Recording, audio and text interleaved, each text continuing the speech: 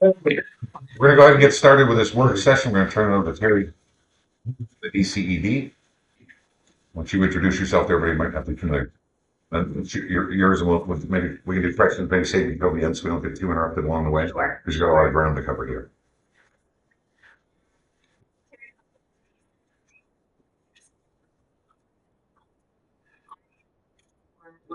Policy specialist with the big title, it means nothing. I'm just here to help. I'm here to help the municipalities. That's my job within my region.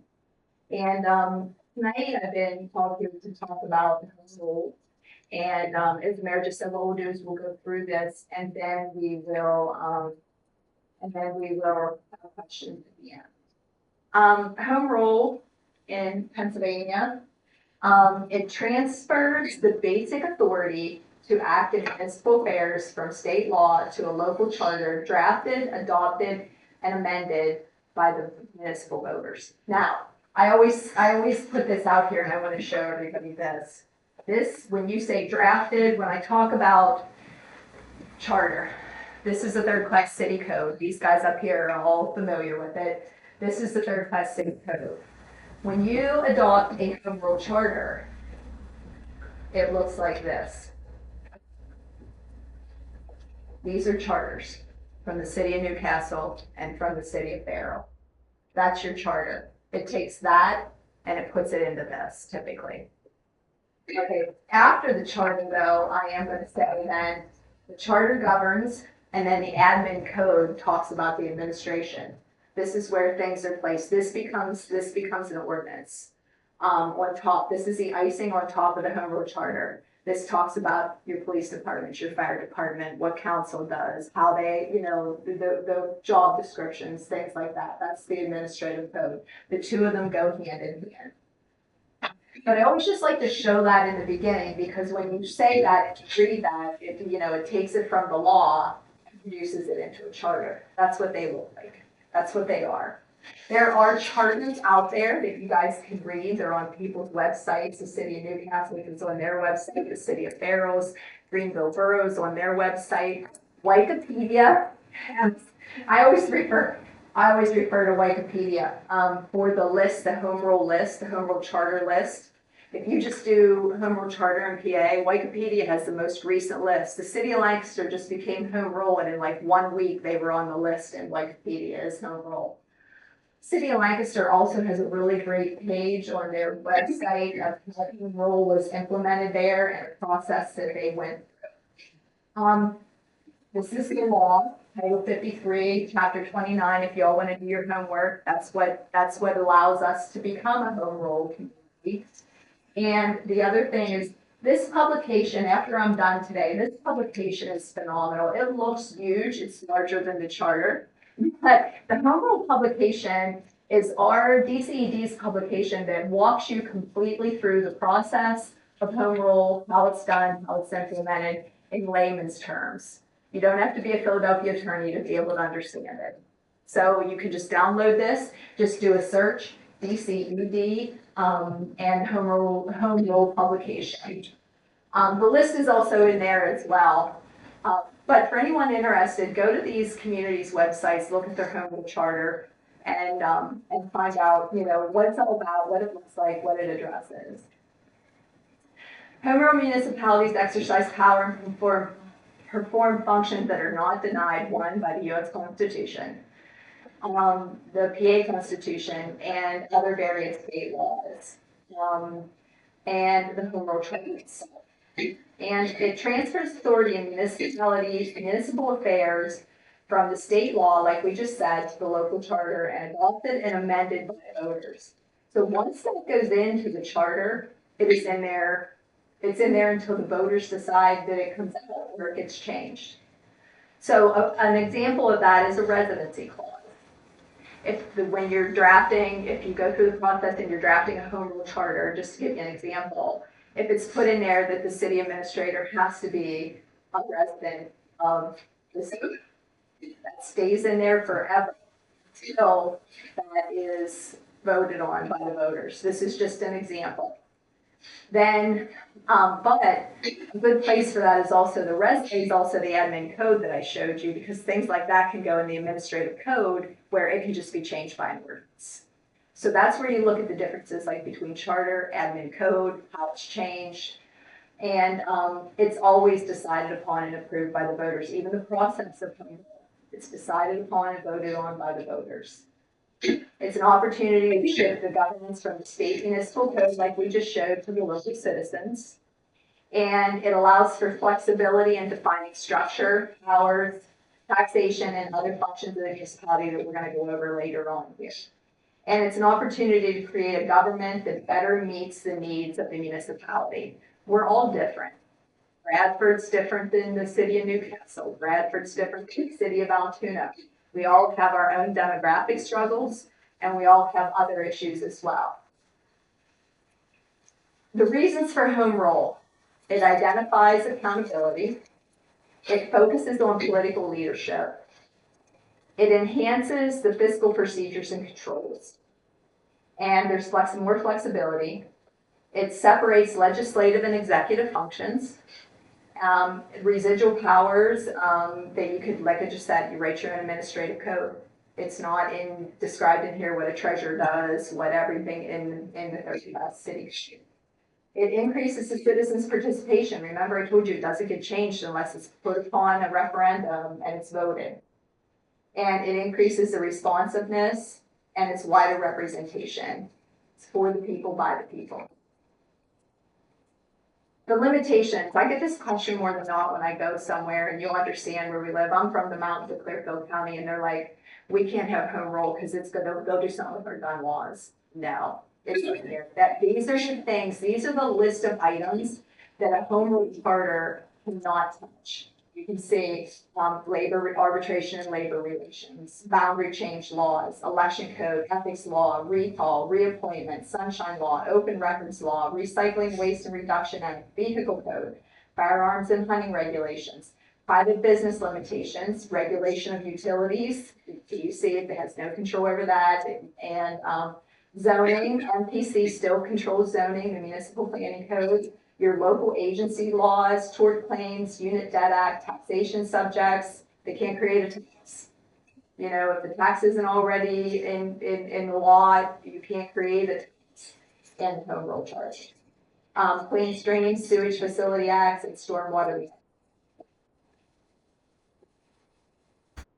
Home rule considerations: when you're drafting a home rule charter, when you become a home rule charter community, you talk about taxation. In third class city code, tax limits are 30 mils. EIT is 1%. You don't fall under the tax limitations anymore. Now, with that being said, I have people say to me, well, our taxes can go just sky high, or they can be whatever they want. You've got to remember, these people all live here too. You know, they all have to pay taxes here too, and they're the ones that set it. And I can tell you that other than earned income tax, it's very rare for it to go over the millage rate or the millage rate that it is. Operation and procedures, your meetings can be adjusted, public hearings, records, operating rules, they're all addressed in a home charter. And legislative actions, the form of an action by the governing body, the publication and effective dates, and ordinance codification. That is something that is talked about in all, I'm sure you guys have 2 readings of an ordinance. Yeah. That's sometimes something that's addressed in a home rule charter. Maybe there's certain ordinances that do require 2 readings, and then others that may not. That's all done in a home rule charter. And we're going to go over how that home rule charter is actually drafted. There's a lot of time and effort put into it. And home rule municipalities, and I already showed you 1968 about the law, and to exercise the power to become home rule. It was enacted in 1960 or 1972. As of, there's 82 municipalities. This is now 83 because Lancaster just became home rule, and I did not change my PowerPoint. And there's actually 7 counties that are 7 counties that are home rule. A lot of third-class cities are becoming home rule. Sample of home rule municipality structures, because remember I told you can change the structure. And these are just some examples, and you can see them up there on the screen of who answers to who, how the lines are drawn. These are not set in stone. These are all drafted in the home rule charter and decided upon every member. It still has to be voted on by the people. And these are just some other samples. I'm not gonna go over all of them. You all up here have the PowerPoint. You guys can see this on the screen, like I said, these are just example structures and samples of how that they can be structured. Taxation, it's the ability to adopt a new taxation system, not a new tax, a new taxation system. It's more modern and efficient. One of the things you have to remember is when you're a 65 and over community and you keep having to raise real estate taxes to keep the lights on, it hits your 65 and over population that are on a limited income. What the earned income by allowing flexibility with the earned income tax, the 1% local tax, it's the working person. Now the working person always says, "Oh, here we go again. We're hitting the working person," but it's a very nominal amount that comes out of the check that you don't notice as you do on a real estate tax. So that's why we say that it's more modern and efficient. There are some states that you're taxed where you work, not where you're taxed where you work and not where you live. So every state structure is different. It provides for the quality of services and it offers relief, like I just said there, for the aging population. Taxation limits are currently limited by the PA legislation. We kind of addressed that. Real estate, I already said cities are at 30 mils and the earned income tax is at 1% unless you're at 205 distressed community. Or an Act 47 and nobody wants to go in Act 47. Home rule process. Here's how it all starts. Okay, it all would start up here. And it would be the council putting it on the ballot as a referendum question that states that we're gonna do this, we're gonna explore home rule, and that's how it starts. The voters are asked two questions. The first question is, do you want to explore home rule? And the second question is, Government Study Commission. The people, remember I said it was by the people for the people. So it would start with the ordinance and they would put the question and they would identify whether they're gonna have 7, 9, or 11 Government Study Commission members. So those many people have to get in the ballot. You have to sign your petitions, you have to do all of that to become on the Government Study Commission. It's a task, it's a huge task, it's a great underwriting, but you have the opportunity to partake in something that can change your municipality in the future.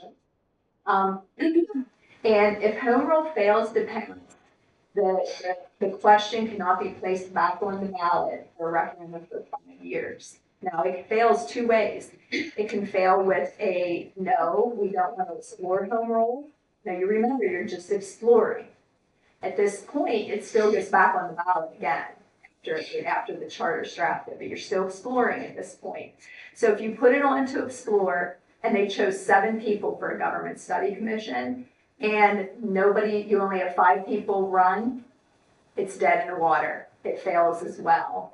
So the elected officials have to make sure that they know 7 people, or they definitely feel comfortable 7, 9, or 11 that would circulate a petition and get on the ballot, because this is an 18-month process.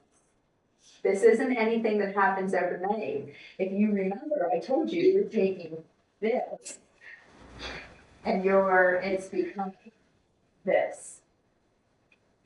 Now, let me just tell you this. The beauty of it is if this would decide to be done in the city of Bradford, there is available funding, because you think, how does 7 people just come in here and draft that, right? How do you think I can do it? But it was a recommendation in the STAMP Phase 1, the Strategic Management Plan Phase 1 that the city had done. It was a recommendation to explore home rule.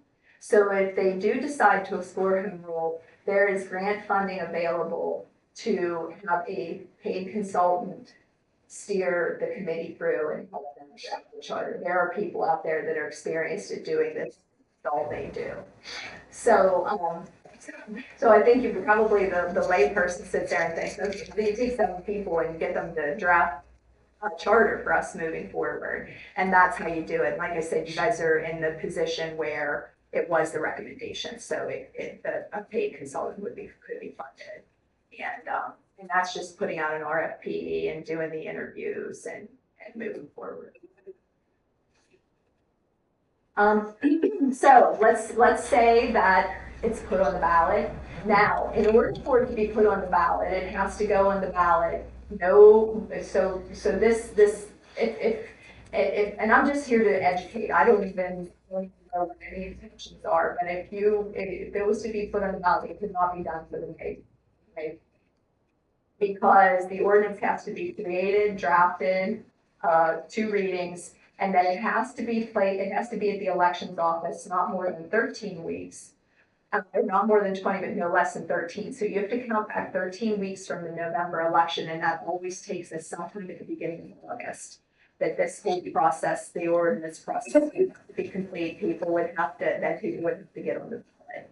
So there are time frames. Now, if it would go on the ballot in November and everybody agreed and it passed, say 7, 9, or 11 people all ran and it passed, then 10 days from the certification of the vote, the Government Study Commission, they have to be sworn in, and within 15 days, they have to have an organization meeting. So that's in December. It's not like a new seated elected officials organize in January. The clock starts to tick 10 days from the certification of the election. So what happens then is the government that the people that ran were elected and they serve on this Government Study Commission. And you're thinking, how would we get a consultant in here right away? Well, what happens with that is with GCD, what we do is we come in and we steer the Government Study Commission in the first process until because you don't know if it's going to be a favorable vote. We would work with them and work with you to help get an RFP out to get a consultant on board so that the group stays organized. It's not a task that that you have to do. It's a task that we would help to aid and do. Now, but what that first 9 months is, you're allowed 9 months, is to study your government. How do you know if you want to fix it if you don't even know it's broken? So the first 9 months is studying government, study this form of government, how it works. We set up committees and you interview council members. The study commission interviews council members. They interview the city administrator. What do you think's good about this? What do you think's not good about this? What do you think would work better? And then after they interview internally, then we set them up on interviews externally for another third-class city that's not a home chart. How does it work? We interview other places that are home rules. What works best for you is educating the Government Study Commission in the first 9 months. With that being said, they all come back and they collaborate, they talk, and they could come back and say, you know what? We think it's good. We're not going to change anything. They write a letter to council. They say, we think our form of government is good the way it is, and they're done. Now, I said up to 9 months. They could make that decision in 6 months. They could make that decision in 4 months. Or they could take the whole entire 9 months. So, or they could say, they write the letter, and this is all outlined in the application, or they write the letter and they say, we're moving forward. We've decided that we want to draft the charter and put it out for the people to vote for. It takes another 9 months. At that point, they get an additional 9 months to evaluate everything, to look at everything, to decide whether or not, or to draft the charter, work with the consultants in drafting the charter, and then the charter is revealed to the council, it's revealed to the public, and it goes back on the ballot to be voted upon. The people, once again, have to say yay or nay. Yes, we want to move forward, or no, we don't. But in that second 9 months, if they're really determined, the Government Study Commission they usually form committees that aren't just the 7, 9, or 11. They form the public, they try to engage with the public, and they basically go out and they tell why they feel this is a really good idea, and they do all these public sessions. Because remember, you still have to be transparent. It's still about transparency. It's still about, this is why we're doing this is why we feel strongly about it, and then it goes back. Once again, if it passes, there is a transition plan, and I'm probably getting it here. It's a transition plan. It's always adopted in the, it's always part of the home rule charter, how you're gonna transition. Because we said it could change the structure of government. They might say, we don't want all these council people anymore. We're just gonna go to 3, which no consultant's ever gonna say that's a good idea in a third class city. But you can change all of them. Now you do get additional time in that 9 months if you go by districts, because that is a little bit more entailed. So that's basically, so if the people vote yes, in the transition plan, it'll say this is gonna be implemented starting January 1, maybe not of the following year, say if it happened in November. It might be the transition plan takes place in January 1 of the following. Because you have to transition, in the city of Newcastle, they added another council person. So they had to bring in the first year, the council could choose, but then they had to get integrated into the election process. So if it fails, 5 years, it doesn't go back on the ballot for 5 years. Any referendum, it doesn't go back for 5 years. So anyway, it tells you here the municipality shall be governed under the provisions of the plan from the first Monday in January following the municipal election after the next succeeding primary election. So it just goes on to tell you that it can transition into when it can transition into after wherever your election.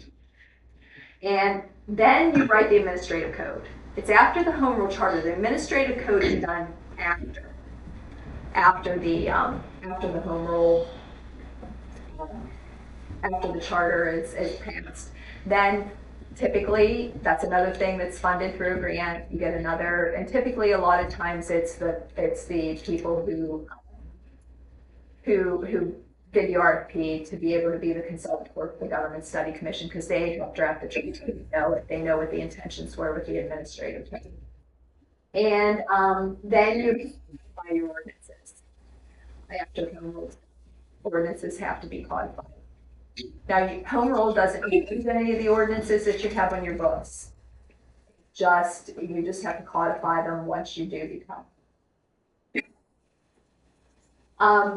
Here are good resources. I kind of told you everywhere where you can find the information, and it is other home rule municipalities.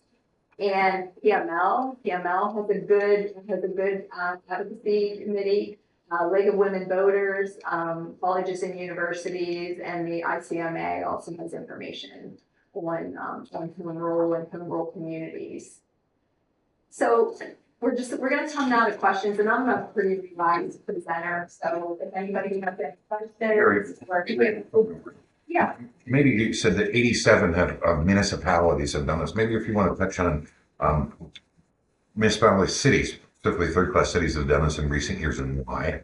And in many cases, it's about survival. And it's not, and address the misconception, like there was an article in the paper, people were like, whoa, you can raise your millage all the way up to 3. That's the first thing people want to grab onto. But that's not the reason why people do it. Because we want to avoid doing that by generating the revenues alternatively different ways. You can touch on that, to clarify that to people. That was a big issue the last couple of days.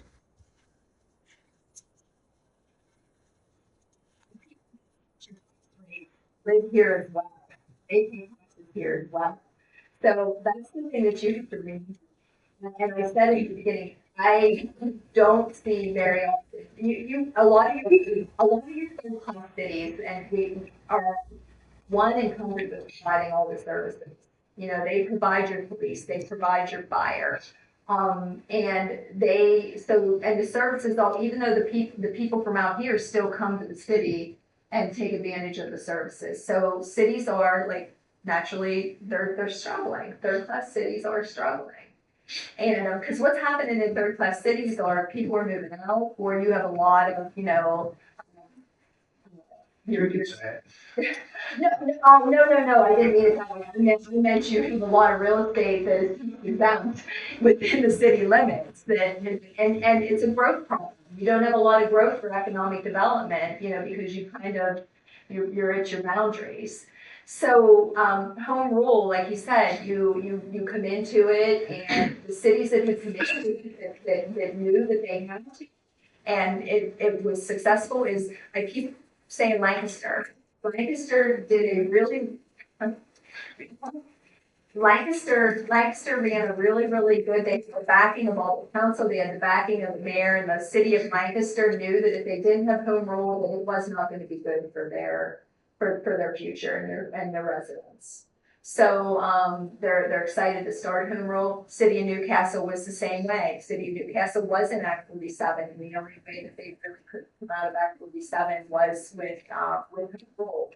And City of Newcastle was mine, and I have to say I laid awake at election night, watching those tallies come in, pulling for, because I knew they needed that. And people get all up in arms in the beginning, thinking, "Oh, we're not going to be able to afford to live there." I think it's the opposite. They understand that it's really not, and the tax burden becomes lighter. So it's, as far as your real estate property goes. So actually the Greenville Borough was able to, they were able to lower the real estate taxes when they only put like, I think 0.25 into their EIT. They were actually able to lower their real estate property taxes for people that live there. And it just provides it provides different structure. When you have elected offices, a lot of times, they're get a more skilled, more qualified person to come into those positions as well. So it's really, like I said, I'm just gonna keep, because I think the city of Lancaster, for anybody out there, they have such great information on their website right now. So that's why and actually, I just recently presented to the city of Erie, who's really thinking about putting it on the ballot in November as well. So we see it more in the third class cities than you do. Program to avoid Act 47. Right. Back. And the stamp as well, Yeah, stamp all up. Yeah, we've done that, and some of these municipalities that have the Act 47 have the ability to levy a commuter tax. And for the city of Bradford, if we were able to put a commuter tax equivalent of 1% on the people that will come into the city, work, and take their money, we don't get anything, would bring in about 3.14 million, which is more we take in property taxes. It's but we're not. And the tax laws in Pennsylvania have not changed much since 1965. 1965. So, when we did the early intervention program back then, when it was 14, 15 years ago, one of the things they said was, wow, there are very few third class cities in Pennsylvania that have your form of government still. Like, and here we are all these years later, we're looking at it for survival. But there's almost no commission form of government third class cities left in Pennsylvania.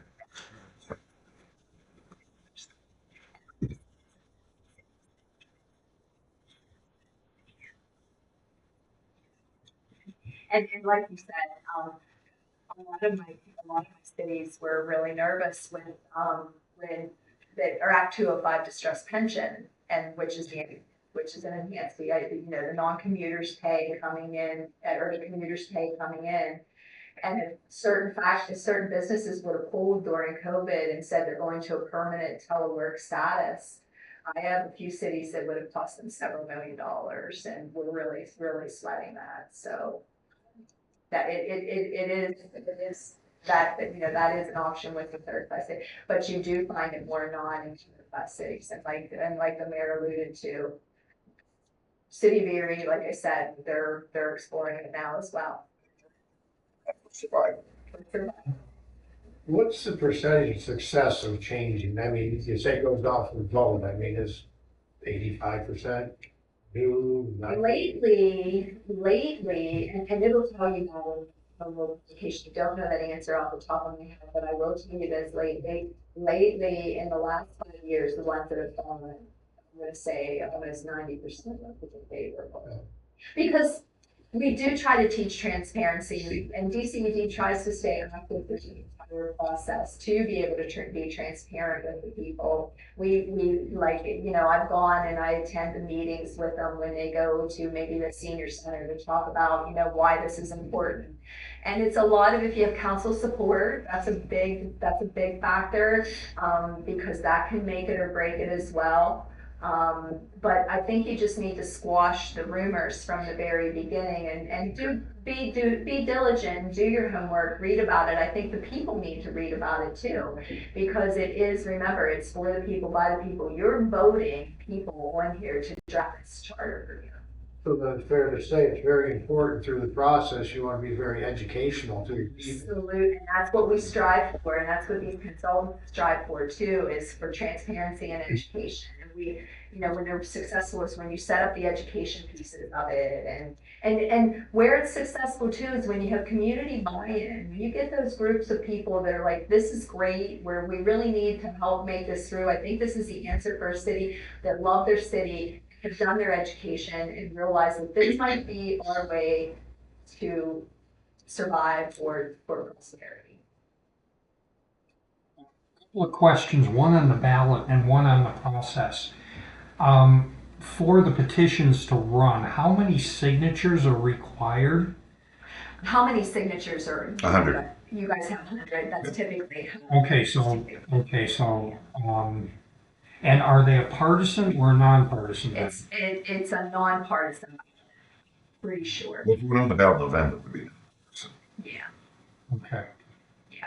So then anyone registered to vote could sign a petition? Yeah. To be registered electors. I think they would still have to run in their party though.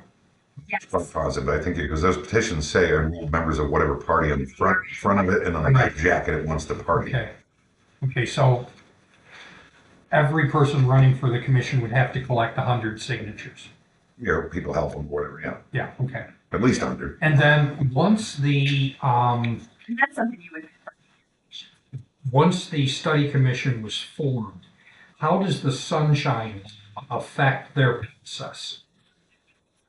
Meetings are. It follows sunshine law. They're a form of government. They follow sunshine law, follow the right to know request. You referred to a consultant. Does that individual stay with the group through the entire process, from beginning to end? Yes. Is that individual an attorney? They usually have attorneys on board, so that's part of their RFP where they'll have an attorney as part of their packet and part of their pricing proposal. And then the solicitor here also becomes involved too as well, to at a minimum, like when it's being drafted at the end, your solicitor would review it and maybe leave some. You mentioned several times already tonight RFP, that what you mean, but I mean, that's not. Request for. Right, yeah. Just make, Yeah, it's a request for proposal. And like I said, there's certain consultants that do this and do series, and it's a arduous task. I mean, this commission's going to meet probably twice a month for the next 18 months. So you really want those people that really love their community. And I will tell you this, I've never sat on a committee yet that people haven't dropped off. So you always have to pick the alternates at the very beginning at your meeting, and because it's always nice to have these alternates. And what I've done in other places is when I always try to encourage them. It was a 7-member commission and 11 people ran. They already had an interest. At least let them come and ask them if they want to be, be an alternate and come to the meetings, and they can be parts of committees too. The citizens committees as well. If the alternates are not elected, What's that? the alternates aren't elected, they're appointed. They're appointed. pardon me, you were saying if someone was elected, resigned.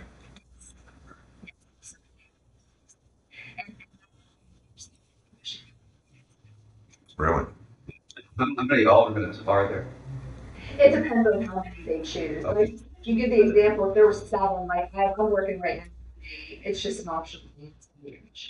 But there was like 11 people that ran. They just appointed all the remainder of the 4 as their alternates. So it just and if nobody runs past the 7, then you just really have to start to think if these people are really interested, if they get the ballot. That's a process that occurs at the organization. Typically, I like to get that organized from the very beginning because you just never know. Terry, you had mentioned, Tyler. we have, the city has a grant to assist with this process. Yes, you are right now involved in the stamp transit program. This costs 200,000, 20,000. Wasn't that an estimation that was thrown out there? Yeah. But you might be, I can't judge anymore. I used to be able to say, oh, this will probably come in for this, and then, let's see, here we go again with that word after COVID, the 2 words after COVID, it just Lancaster is a much larger, more complex city than Bradford. yes, The need source. yes, yes. Yeah, she was a real advocate within Lancaster City. So, but that's that, and then also the grant will still be available for funding as well as the administrative code and as well as the codification, because that's part of the process that, when it's a recommendation. Thank you. Special question. Oh, I'm sorry. I'm a little confused because it's a lot of information to take in. Does the commission replace the councilman? No. No, so we still would elect councilman to run the city. The commission is just to get together to do the study. And to do the study, and then if they choose to draft the charter and then put it back in the ballot. And in the transition plan, elected officials, they're never taken away. They either, if they decide to reduce, they're integrated out, or because you can't, so that's part of the transition. So let's say we go to this new form of home rule. The present council has to rerun again for their positions, is that the idea? That is drafted in the transition plan. Typically, they don't. They stay. Because you can't take away their elected positions. They stay, and then they can run, they just run again, just like they would. But you stagger, you go into the terms and what the terms are gonna be, and that's all labeled in the transition. They remain. Okay, as a taxpayer, my final question. If I were walking around the street and you're on the commission and a taxpayer comes up to me and says, why should we go with home rule? Terry, what would you say? I would tell them that home rule is created by the people, for the people. You're not governed by the state code book anymore. It has the ability to change the structure of government to work more efficiently.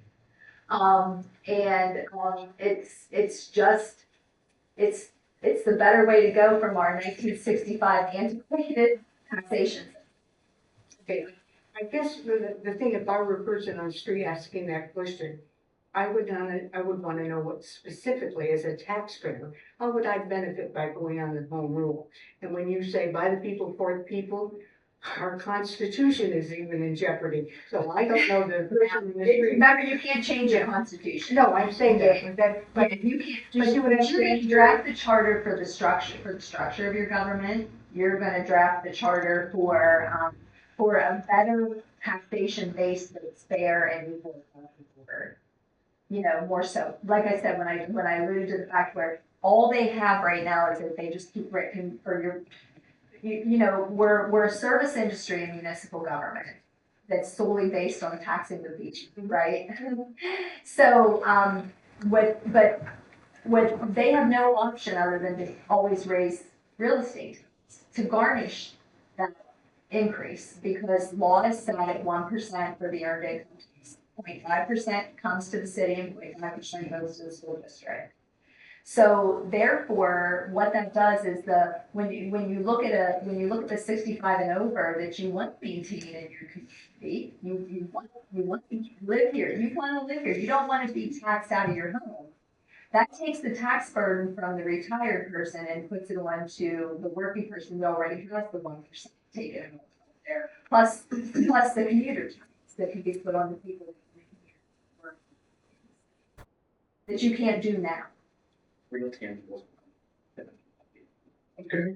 Once this is put in place, I mean, can it be, how do you change something down the road? Or do you have to have another election or another committee, or does the committee stay in place? Can they tweak it? And that's a really good question, because sometimes in the charter, it'll say, they'll put it in that the charter has to have a government study voted upon in 10 years to evaluate the home rule charter, to see if there needs, because things change. Right, that's why You I'm know, asking. so sometimes that's actually put in the charter, that's done 10 years, 7 years down the road. Right now, it's happening in Greenville Borough. It was time for them to put it on, and they're evaluating it, and they're gonna make some changes, that they feel like, because once you put something like that, it doesn't mean that it's forever. The council could say, like, this really isn't working, we're gonna put a referendum question on just pertaining to this. But you have to remember, even when it's reevaluated, it still goes back on for people to vote against. Now, do you have to put another commission together to change it, or is that when the council able to make the change? Council can just put it on the ballot as a referendum to make a change. So you only actually need the commission just to get it. To review the entire charter. Right, then once it's in place, they just fade off. You don't have to make a change, yeah.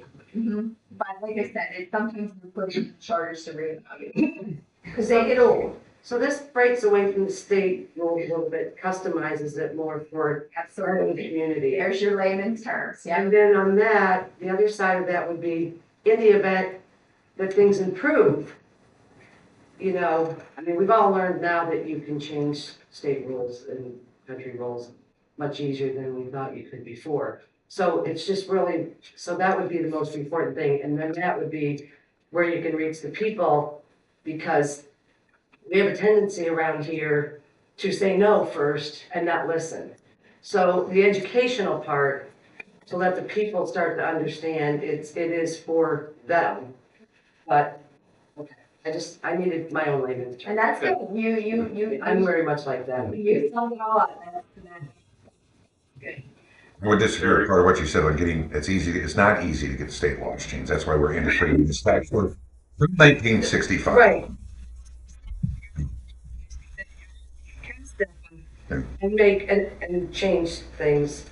So I like that side of it. The sad thing is that we have that thing out. It's not 1965 anymore. It was a big push by the municipal league, but like we talked about this commuter tax. Like if you want to do something like that, you would have to be Act 47 or change your form of government. When the legislature could change it and give into the municipalities the ability to choose what best fits for their community, how to generate revenue. Like we talked about that 3.14 million you get as a commuter tax. Those people all come in here and work. They know if they fall on the floor and get hurt, the ambulance is going to come. If they need a police officer, they're all going to come. But they benefit from it, but contribute nothing. So, Right. But you shouldn't have to change your form of government, go through this whole Right. process. They have options in how to generate revenue and alternative ways of just doing the simple, stupid way, which is raise property taxes. When there's all these other ways to do it, but your hands are tied because they won't change it in Harrisburg. And I think just to let the bears, for any of you, pull it up online, it's just, PML, Economy Days, and it's not 1965 anymore. Just do a search for PML, it's not 1965, and it's a very good read to talk about why our taxation structure in Pennsylvania is very.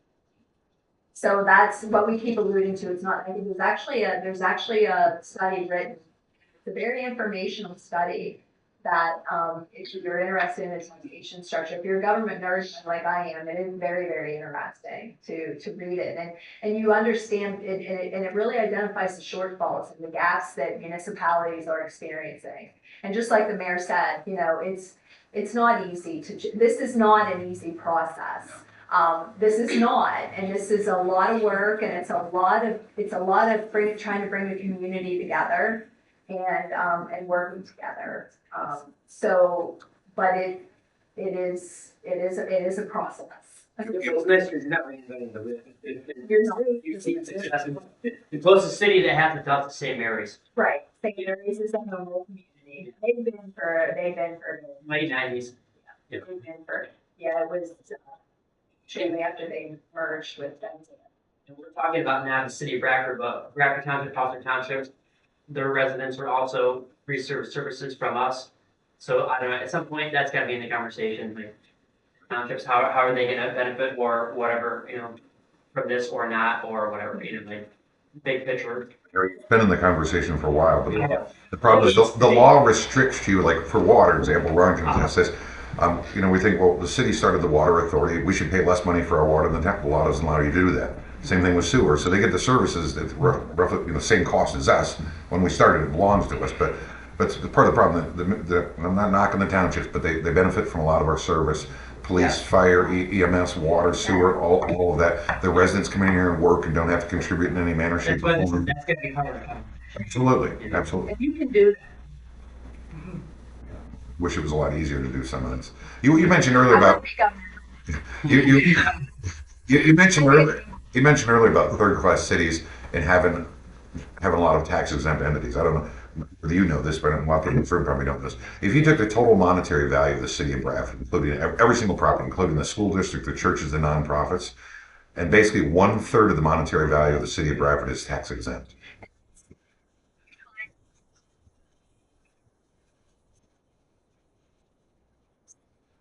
When you are a city, and then when you're a third class city that's a county seat, it's even worse, We're not that, but No, I'm just saying. we have. So, like he was saying, 30%. I had some municipality, I had one municipality, 68%, third class city, 68%. That city can't be surviving. It's Well, it's well, depends. Is that, yeah. Yeah, we're roughly a third. That may have changed. That may have changed some. But it just puts there's a huge burden on this. But, you know,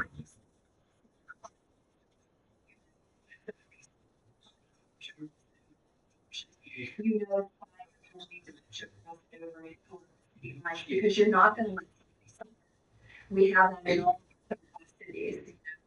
we try to do it within reason. And make if we're gonna make our services available, they got to pay for it because it's not just about when you go out and provide that service that it costs money. It's the downtime that costs you the most amount of money. So we just entered an agreement with a municipality nearby at the last council meeting, and they're paying a base rate plus when we go out there. Right. People don't like to consider that the downtime is your most expensive time. So, Terry, what would you say, what percentage of third class cities do you have in this home rule? When I look at it, you're talking about Erie, you're talking about Lancaster, you're talking about very large cities. I'm just wondering, our population is not large. then you're what, 8,000? 74. At night, it doubles during the day. The townships are included in all this, but they're not. So what would, how would you say percentage wise, how many third class cities with small populations at home rule? Well, I would have to look at the list, and go through the list, but there are a lot, you figure in the Northwest, I used to go to the Northwest, I'm now through the central portion, which McKean is still mine, but I go boy to the Maryland border. But I used to go to the Ohio border, but in the Northwest alone, there's 14 third class cities. Out of what, there's 60, how many third class cities are there, 60? Second class, one first class. Right, yeah, you figure 14 of them dwell in the Northwest. The majority of them are smaller. You have the city of Corey that is small. You have the city of Titusville that is small. And The they city do of this? Franklin, the city of Boyle, They do this too? Are they doing this too? there's always talks about it. There is always, and when they are enrolling the strategic management program plan, it is always a recommendation. Again, it's not that the home rule thing. It's that the former government, one of the commission form of government, is almost non-existent in the state for a third class city. And they're all, because it's not just home rule, there's other optional charters you can go, but the way we operate our government is almost unheard of for third class cities in Pennsylvania. Terry Lopez and myself served on the city manager form of government when we changed the commission. And I think I'm right on this. We were the only city in Pennsylvania to ever do that. To go back. You went from optional. Well, when the legislature authorized third class cities to go to the city manager form of government, the city of Bradford was the first city in Pennsylvania to do it. And then they went back to commission, back and forth. Terry. So you can actually down every 5 years. So it fails. Okay, next question. So let's say it passes. What's the transition like? Is it overseen by the state as well to make sure it actually happens?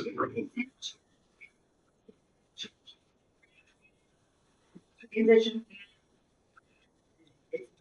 page of your charter, when it starts, it's outlined and how everything transpires. And that's what you, then that's what has to be followed. So how many months after the election before it has to be implemented? It's in the, You gotta be sworn in within 10 days and hold a meeting within 15.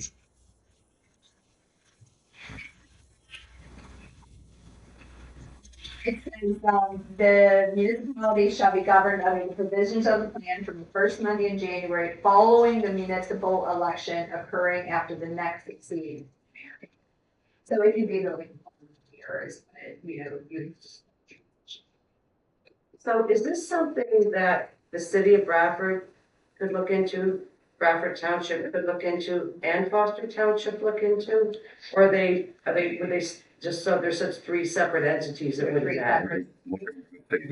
City, yeah, they're three separate different. And is the county anywhere, is there any county, I mean, is the county even, Not all in the county. No. okay, Although you said 7 county governments. Seven counties who have opted to be home rule. okay. This is just us. Look, that was another issue that came up. People look, because people think of St. Mary's and how they merge with Bendigo Township area. Nobody's looking to merge any municipalities. Because around here, that's even the talk of that, when we talk about even sharing services, it's all marking territory, dogs wean on fire hydrants, they get all worked up. We're not looking to do that. This is just the city of Bradford exploring home rule. It's something that's been talked about and proposed, and I think some people like the idea of consolidating the city and the townships, but That's not part of you this. know, we may, but they may not. It's just a difficult uphill process. I think Du Bois recently. Yes, maybe same changed with township. City Township for all. That's my city as well. Is it? Yeah. So I'm fit, yeah. And, Did you have another question? Sounds good. Oh, and I believe that we have had a commission, a study commission voted on and seated and an actual outcome, and the voters turned it down, correct? At some point, I believe that we went through this process, didn't we? No, No. never. No, that happened, when Ron was talking about the change of government back in the early When your 80s. dad was on there. Yeah, I know that they voted to go back. but Yeah. I thought at one time we explored this in the 90s. They might have explored it, but it never went anywhere. Okay. Yeah, it's a challenge. I think there was some conversation, but there was never any. Yeah.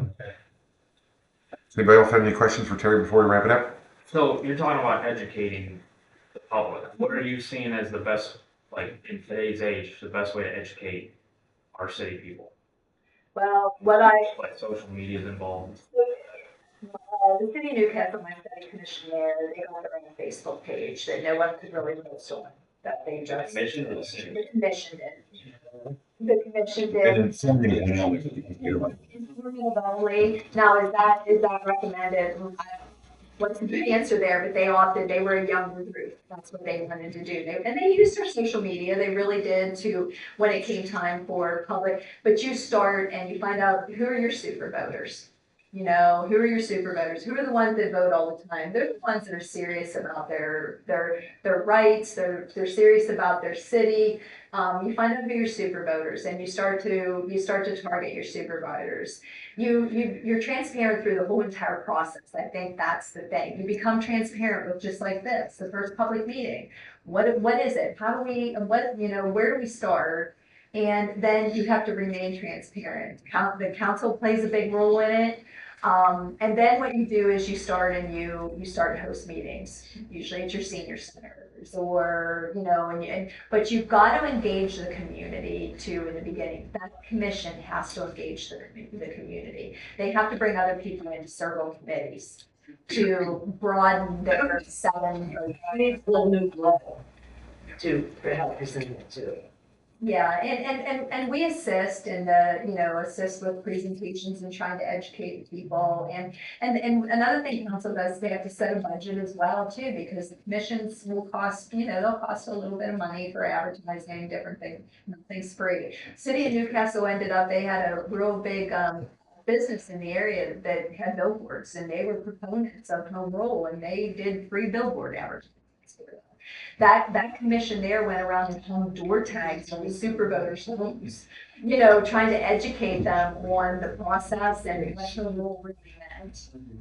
So it's engagement from day one, from starting today or whenever they decide to bring it, or if they decide to put it. I think Brett's point was well taken. When I first got on 18, 20 years ago, it used to be you want to get something out, you put something on the radio, the newspaper, and everybody either heard it on the radio or read it in the newspaper. And now it's changed so much, it's hard to get the word out there. And not everybody's on social media. And nobody even has a computer. But you still, to get it out there, you got to do it every way possible. Because it's hard to reach people.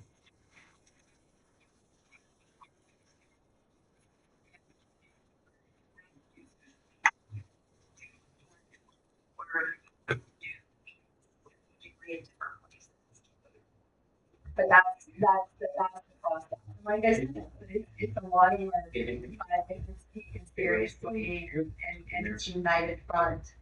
It should be a successful. And you can always use, the opposite always works. You start with negative advertisement and they run at you. So it's always something to think about. Your taxes are going up, join this meeting, it'll be right there.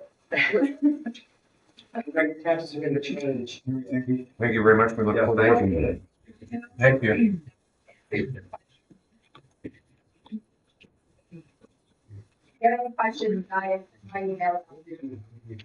Great. Thank you, Eric. Thank you.